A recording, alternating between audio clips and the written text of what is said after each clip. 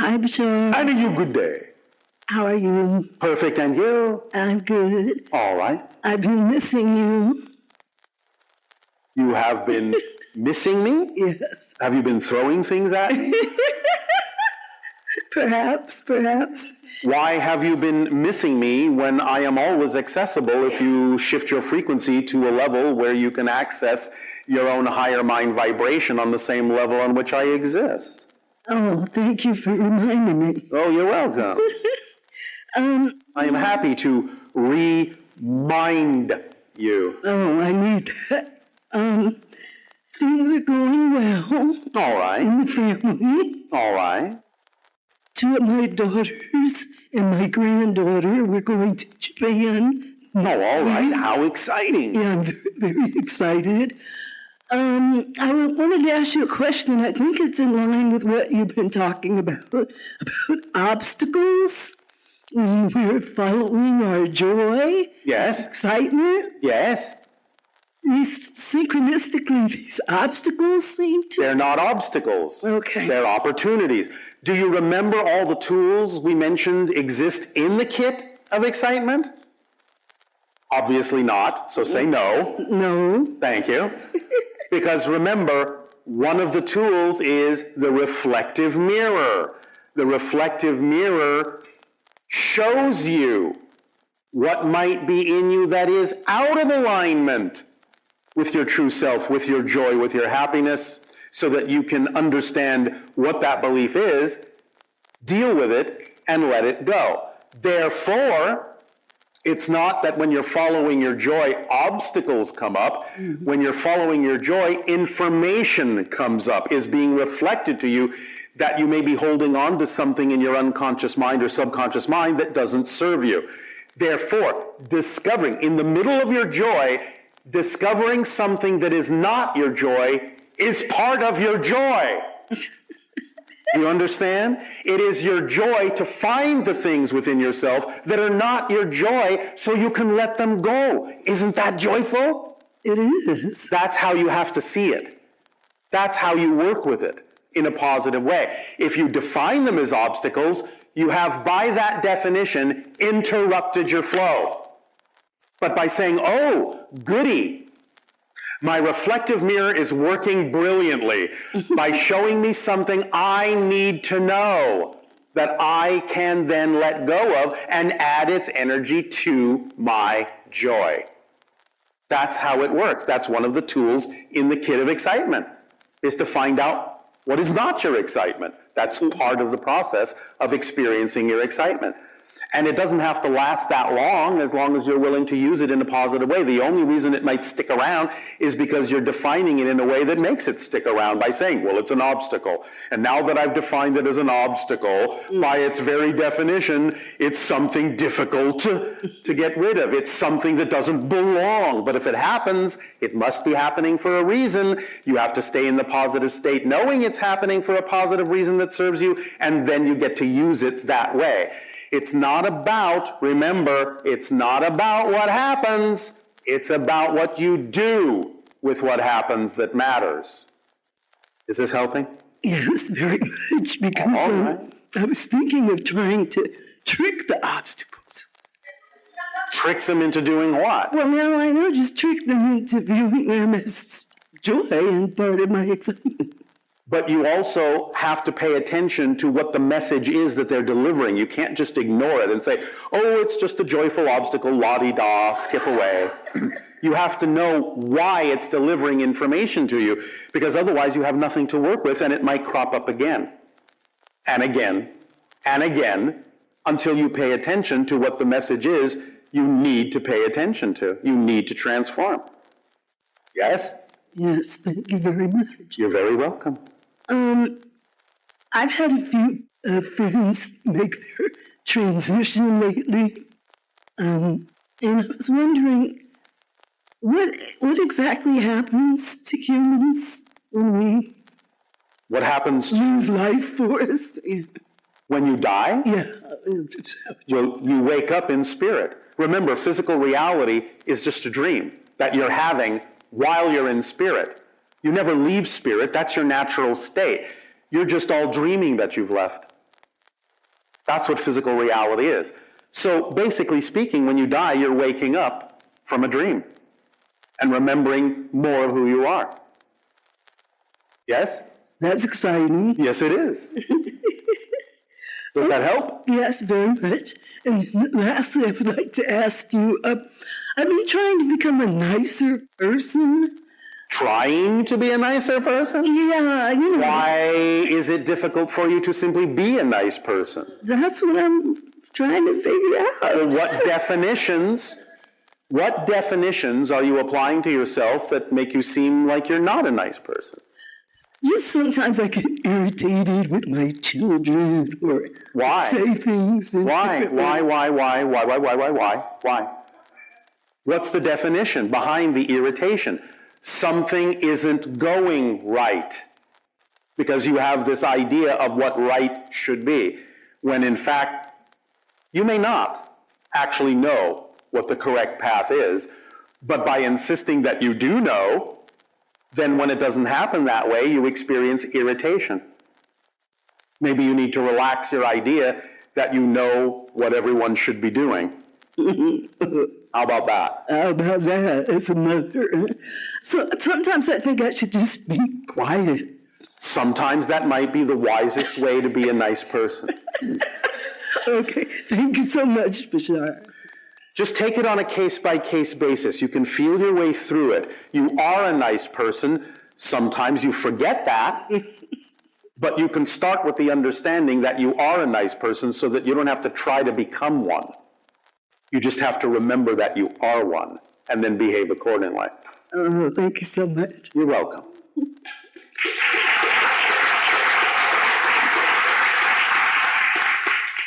And? Hello, Bashar. And you, good day.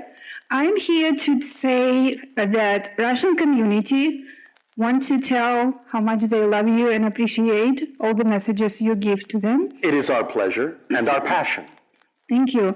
And they ask, do we have any channels for Russian-speaking people? Of course you do. Well, could you tell, there's a channel named Nala. What about it? Could you tell anything about it? No, Why not? because it's not my job. Oh, okay. You will use your synchronicity to find, if that is a permission slip you need, the channels that you need that can translate ideas into the language that you prefer. Okay. Could you tell how many percentage-wise Russian people living in Russia or close by are ready to shift to the new reality? About 5%. 5%? Yes. Am I in the right train? By asking the question, no. But if you don't need to ask the question, yes. I really want to. Do you understand what we just said to you? I know. If you have to ask the question, then that means you're not. If you're on the right train, you don't need to ask the question because you know you're in alignment because you're acting on your passion to the best you can with no assumption and no assistance on the outcome. Are you doing that every moment that you possibly can? Yes. Then you're on the right train. Thank you. So when you ask, am I on the right train, that means you're doubting that you're following your passion. If you're following your passion, you're not doubting what train you're on. Yes? Yes. Simple, isn't it? Not so much by feelings. Remember, there is no such thing as a difficult situation, only definitions that make them experienced as difficult. So watch your definitions. If you're having difficulty, look to your definitions and change them, and then things will be easier. You'll go with the flow. Yes? Yes. Does that help? Yes. Could you tell me what my level of vibrations? At this particular moment, Yes, please. you are bouncing around somewhere between 125,000 and 135,000 cycles per second overall. Thank you. And would you tell if I have any hybrid kids? You do. Would you tell how many? That's an open-ended question because it determines only by the percentage of DNA that any of them might contain. How can I connect with them? by following your passion and making yourself a better receiver, a better antenna to higher frequency communication. Yes? And look to your synchronicity, because very often messages from other dimensional levels will more often than not come through the synchronicity that happens in your life that turns your attention to those things. So if you're walking along and some synchronicity happens that suddenly, for no apparent reason, makes you think of the idea of your hybrid children, that's usually an indication that someone is communicating with you. So pay attention to the synchronicity. Is there any special way I can make it happen? I just More told easily? you. I just told you. Okay. You're not understanding the formula. Follow your passion every moment that you can, to the best you can, with no insistence and assumption as to what the outcome ought to be, and things will start to synchronistically flow. That's the way it works. I'm giving you an actual description of how reality works. I'm giving you the technique. I'm giving you the instruction manual. You just need to follow the instruction. Simple as that. There are no other instructions necessary. Yes? Yes. Make sense? Yes. Can it be that simple for you, or do you need it to be more complicated? I doubt myself a lot. That means you're trusting in something you don't prefer. That's what doubt is. Doubt is not a lack of trust. Doubt is a 100% trust in something you don't prefer. So start trusting what you do prefer instead. It's up to you. You can put your trust wherever you wish it to be. Why do you trust in things you don't prefer? Does it serve you to do that? I guess I am taught this way. All right, well, if you know you're taught that way, then that's the beginning of teaching yourself another way. Because if you're taught that way, you can teach yourself another way, can't you? Can't you? I try. I beg your pardon? I do my best. Do you? Yes, I do. Stop trying, and then you will be doing your best. Just be who you prefer to be. You are creating definitions that are making it more difficult for you to change. The very idea that you said, well, I was taught that way, there's an implication in the way you said that that makes it sound like you can't automatically forget everything you were taught about that. You can. You can let all that teaching go in the blink of an eye if you prefer to. But you're thinking that just because you were taught that, that somehow that makes it stick around longer than it needs to. It doesn't. That's just your definition of what it means to be taught something. But you're creating yourself every moment as a new person, a new person, a new person, a new person, and you are constantly teaching yourself these things over and over and over again. So you can stop teaching yourself these things because no one else is teaching you now except you. So if you don't prefer to keep teaching yourself those things that don't work for you, teach yourself something different because you're a new person. Does that make sense? Yes. Is this helping? Yes. Anything else? Yes, please. Last time I asked you about head exploding syndrome. You said that is the energy pumping. Yes. It happens very often now. It goes through some parts of my body. All right. Would you tell me? You're letting more and more of your true self in. You're letting more energy flow through you. You're practicing getting used to more of your own energy. That's a good sign, yes? It's a little bit painful still. I do try. Because there is still resistance, because you're still holding on, as I just explained, to definitions that don't work for you. The more you let those old definitions go, the easier it will be and the less painful it will be to flow that energy through you. But it will be painful as long as you are constricting and resisting because you're holding on to definitions you think you need to hold on to. That's how it works. So let go of the definitions that don't work for you, and it will be less painful. Yes? Yes. That's how it works. Simple, simple. This is just physics. That's all it is. Does that help? Yes. Thank you. Can I ask one more question? That was a question.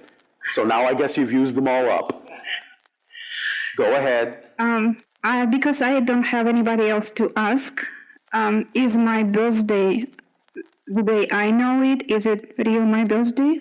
Is your what? The birthday date? What do you think it is? Well, I don't know. I don't know anything about my real parents either. Do you gravitate to a certain season or month more than any other? Does a certain month or season seem more comfortable to you, more familiar, more like home to you? I don't know. I beg your pardon. Did you say I don't know? I don't know. I like all seasons. You like all seasons and every month absolutely equally. Is that what you're saying? Not one month stands out more than any other to you. Is that what you're saying? You're saying that I have to ask myself about that? Yes, I'm saying that. Okay. See what you are attracted to. If you had to choose, if you were forced to choose a month, what month comes to your mind without thinking about it? November.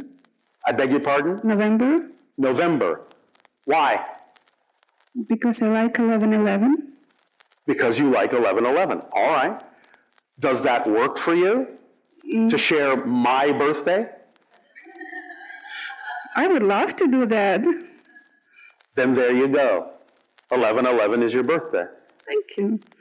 Yes? And one more question, if you can. Are my parents still alive? I am not going to answer that. Good day. Thank you.